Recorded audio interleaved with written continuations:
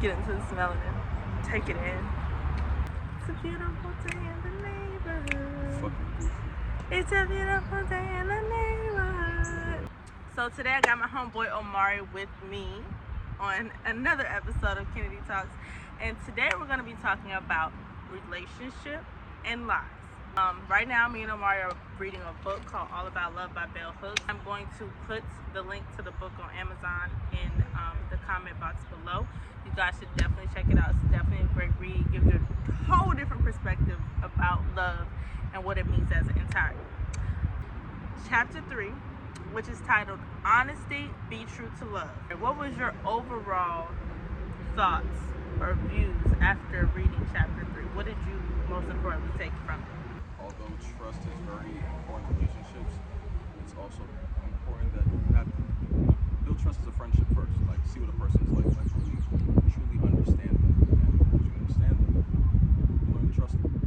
What I learned from it was just whenever you want to really create something or build some type of foundation, it's really important that you take the time to really get to know and understand what exactly it is that you're getting into. That it's very important to trust whatever it is that you're going into, because you're always going to have kind of like second feelings or second thoughts about it if you're not 100% all in or 100% trustworthy of whatever it is that you're getting into. How would you define a relationship? Define, I guess, like a friendship or like a romantic relationship. Like, are there different qualities that you look for in each? I mean, all three of the relationships you just said, you have to have trust. There's no way around it. I feel like you have to have love in all three the same way. Obviously, there'll be different levels of love, different levels of trust, but they need all of that. For a marriage, it's a lot different, though. I feel like a marriage is different because I'm okay with being friends who may not follow the same religious path as myself. It probably sounds weird to other people just if you don't see it from the same perspective, but for me, I have to be married with somebody who has like the same sanctuary as me, who has like the same beliefs, I guess. So that's the only part where I think it gets a little different. But other than that, trust and love for all three. I guess I never even thought about that. Now to hear that you said it out loud, like your house of religion would definitely have to be the same in who you're actually in a relationship with. I actually know of a couple, like one doesn't practice religion at all and one is a Jehovah's Witness, and I mean they've been together for 20 some odd years, and it's crazy to even think about, because whereas one doesn't celebrate any holidays, because Jehovah's Witnesses don't believe in holidays, the other celebrates and shows up just as if like it's still the same. So it's very interesting to even think about that. I never even really thought about if it would bother me if my partner didn't believe in the same religion as me. That's something to really think about now. I mean, it's weird because I just think that, like, when you think of love, I guess to some extent, besides who you're with and your child, that would be like the next biggest thing or biggest connection you have as far as love. So it's kind of hard to have like a relationship with somebody if y'all don't have that same connection. I definitely feel like if you didn't believe in anything, I did date someone who claimed to be atheist or didn't really believe in anything, and it was very hard. It was a very dark relationship, a very dark time for me all overall, and maybe that had more to deal with it than I actually thought, because it was just very, very dark. No, I'm not saying that's the only thing. It's like my dad's Muslim, my mom's Christian. It's like it could always work out. That's somehow it works itself out. Like, that's just how I feel. About relationships and honesty, or relationships and lying? Like, do you feel like it's healthy to be 100% honest? Do you feel like little lies here and there is something that you should be taking of? Because also in chapter 3, what they do talk about is how lying is very normal in today's relationship world. Like, we almost accept lying over the truth, and people would much rather hear a lie than they would hear the truth because of how they end up taking it in as far as the person who's giving it to them. So do you feel like you need to be 100% honest in some of your relationships? Do you feel like a little white lie is okay here and there? Like, how do you feel about that? I would say like 93% honesty and like 7% deceiving. Like, don't lie, but like there's certain things you just, like, for instance, if I'm dating you and there's like a girl who I happen to be friends with, but we're just friends, and you you feel a type of way. But I know we're about to just go smoke and kick it like she's one of the fucking guys, and it's not a big issue. I may not tell you, and we may just kick it, do nothing, and I come back home and tell you I was with the guys who was playing 2K. And I'm lying to you, but it's like, I really just don't want you to know something because I don't want it to make you feel one type of way, and at the same time, it's just like, I don't want you to think something is what it's not. And that's literally just your friend. Just a friend. Okay. I definitely feel like in some way or another, lying definitely does happen. I feel like sometimes the truth isn't always a comfortable thing to discuss or like a comfortable thing for someone to understand. I'll take my own self for instance. I'm basically cool with anyone I ever dated, and it's just literally platonic. We're literally just cool. Anyone who knows me knows that. Like, they know, like, I'm just cool. I'm just like, you know what I'm saying? We could just hang out, we could just kick it, we could just do whatever. But I can't pretend like it's not uncomfortable. Like, if I'm dating someone, I'm trying to explain to them, oh, I'm going to hang out with so-and-so, and they're like, did you used to date him? Like 9 years ago. It doesn't matter. It's strictly platonic. So it's like, in those instances, I find myself really stressing the truth, like really stressing the truth. And sometimes I do wish like I should have just lied, because this is just too much to even just have to deal with altogether, because I've been trying to stress this to you for months or whatever the case is, and you just still don't believe it, and it's just very irritating. I'm not an insecure woman, I don't feel like, at all, because I can't control 100% what my partner does, what anybody does. So I feel like you kind of have to look within self. Like, that's what I started to do. Like, if I start to feel like any type of way about you hanging out with somebody that you used to deal with, I just think like there's nothing that I can do to control that. I try to think of it as I respect you enough for even trying to be honest with me, or even being honest with me in the aspect of telling me that. I just think, well, if he ends up going back to her or whatever the case is, that's something that he has to deal with. It has nothing to do with me, and that definitely eases my mind. So back to like the original question, I feel like it should be, it's in real life, it's going to be between 90 to 98% truth, but there is still some type of underlying white lie. Do I agree that it should be that way? No, but also being a woman, I know that sometimes men telling the truth can backfire on you later when you just literally try to be honest with shorty. So I can understand why you guys like fabricate the truth a little bit to a certain understanding, to really harbor feelings. Like they say, you know, if you really loved me, if you really cared about me, then you would just automatically off the bat be 100% honest. But sometimes they just don't want to hear about their honesty for the rest of 6 months. They don't want to hear about that shit. So ladies, that man tell you the truth, you better act like you just glad he told you the truth, and y'all better calm down. Because y'all be wanting the truth, but y'all can't handle the truth, okay? You just said a word.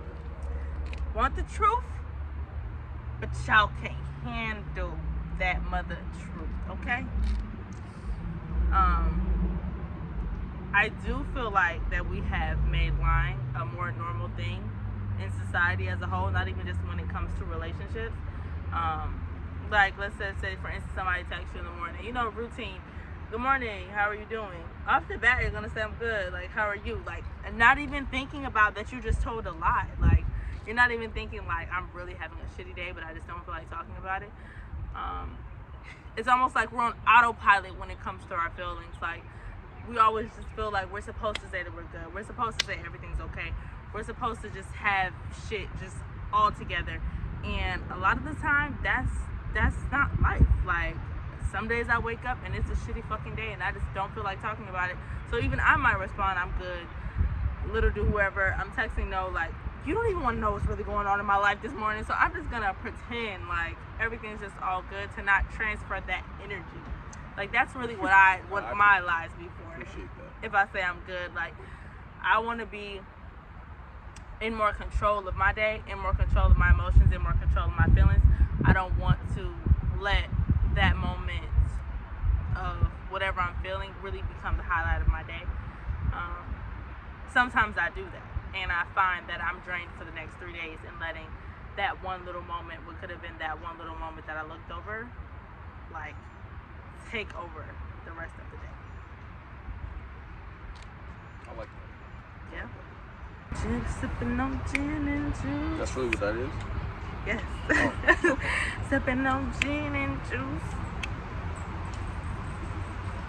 As far as trust relationship, I feel like before you get into a relationship, you know how I don't know how women are, but I know guys don't necessarily care about when the relationship starts as far as like titles and everything like that. I feel like it really takes a long time to trust somebody. Like you can know somebody for about 8 months, 10 months, fucking a year, but you can see characteristics or habits that they have that don't pop up until like 2 years later or like a year and a half later.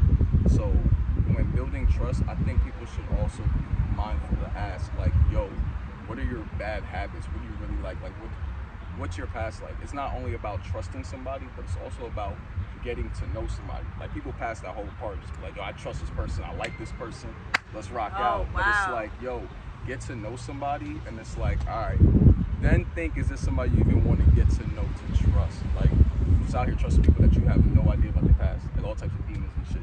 But that's just me. I definitely, like, I was having this conversation with my friend, like, sometimes I understand when you just know.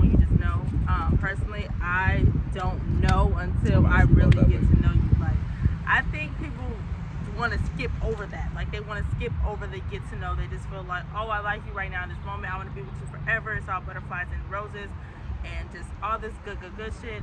And then, like you said, once you get down the road a year later, you start seeing habits, y'all moving together, whatever the case may be, you start willing to see stuff, and you're just like, this is not what I signed up for. So that, to me, like, there's a difference between conditional love and then unconditional love. I feel like a lot of relationships that we see these days are all on conditions. They're on terms. If you act this certain way, then I love you. If you do this certain thing, then I love you. If you do this certain thing, then I trust you. Like, if you just act as if how I pictured you in my brain to be, on those terms, you're the perfect angel. But once you start acting as in your true stuff and stuff that I might not necessarily agree with, the conditions terminally change. You're an awful person. You're a terrible person. I don't like you. You did this to me. You did that to me.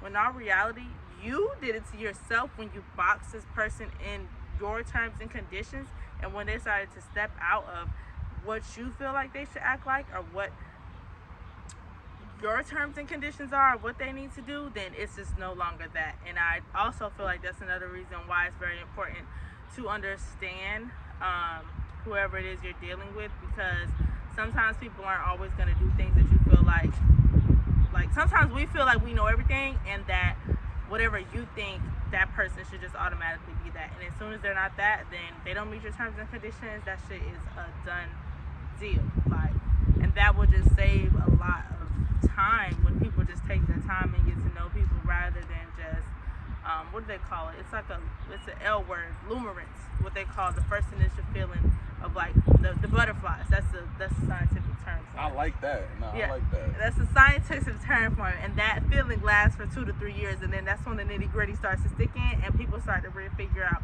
if it's real or not. So. Hey, you saying too much. Wow. Oh shit. I never knew that.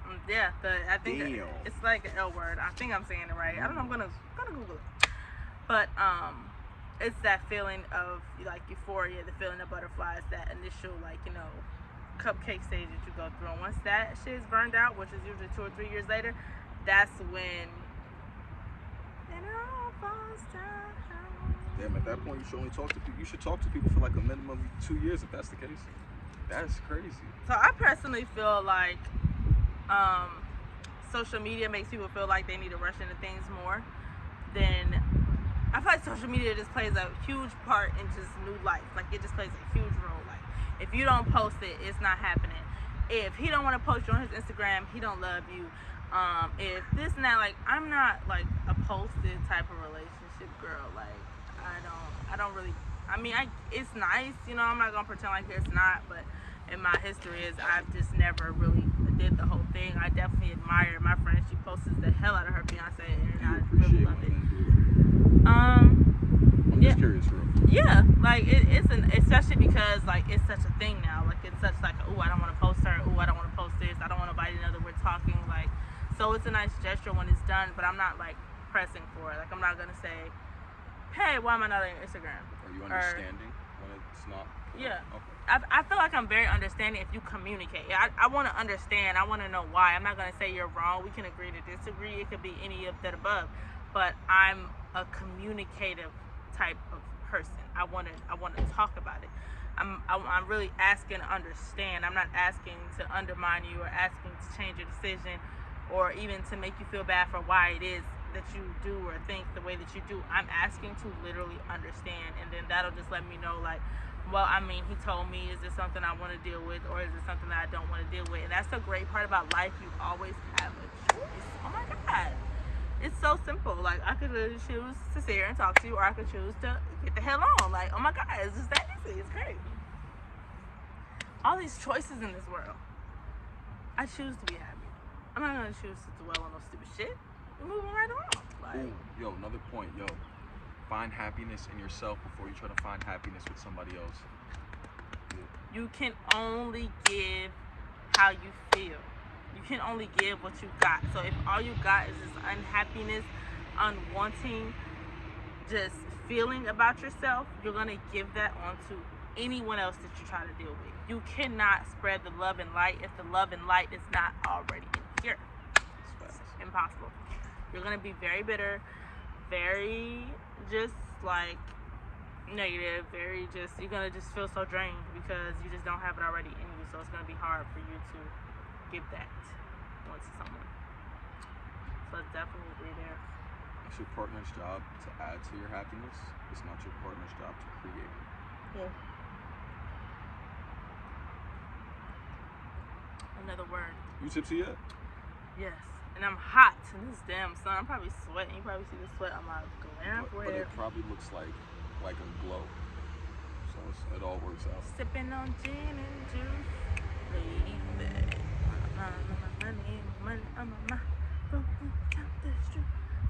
Is that the only part of the song you know? Keep it a bean right now. It's all good. Yes. It's all good. It is the only part of the song that I know, but that's... Fun fact, she said Tupac rapped that song when he was at the crib. First of all, I meant to say Snoop Dogg, but Tupac can't fly out of my mouth. Tell the whole story. That's all I'm saying. Overall, I truly do believe that relationships and trust and honesty with a dash of, like, you know what I'm saying, it's just a dash. Little white lies, not really. It shouldn't be normal. You shouldn't lie to gain. You shouldn't lie to overall take power. You shouldn't, like, you know, lie on purpose to deceive people. I do believe that sometimes little white lies are just, they just happen. But I do believe in trust and relationship and attempting to be as honest as possible always, even if in the situation of which you're lying, you feel like it's to help that person. Like, as far as women, sometimes we lie to make our man feel much better about himself. We have to stop doing that too, because you'll just find yourself in unhappiness and unhappiness and unhappiness because he thinks that you're happy because you can tell him that you are, but in real life, this is how you really feel. Women, we have to stop doing that too. We can't even just say that y'all lie because we definitely, oh yeah, that was good. This is your homegirl. Girl, it was whack. We gotta stop doing that, okay? Can't wait to get on their phone afterwards. You thought she was falling asleep? She is in the group chat saying how weak you were, honey, and you over there asleep thinking you done did something. You over there asleep thinking you done knocked it out, and sis is over here still on her phone trying to rub one out. Gotta stop lying to them, okay? I do recommend that you guys check out the book for yourself. This was just a chapter that I felt like I really needed to get out my thoughts about it because it was a really good one. Really even made me question some of the things that I necessarily do in relationship. I'm on my second year of being single, and I'm learning a lot about myself in the process. Not to say you can't grow with somebody, but I feel like I can't grow with somebody until I officially grow within myself. So that is exactly what I'm doing. Thank you guys for watching. We're gonna be back. Omari in the building. Thank you for having me. My boy got them bars, okay? So I'm gonna go ahead and drop some links to his music. All right, we're gonna ride out. Thank you guys for watching again. As always, please like, subscribe, comment. It's your girl. See how smooth that was? It's your girl. See, you didn't laugh or nothing. It's your girl.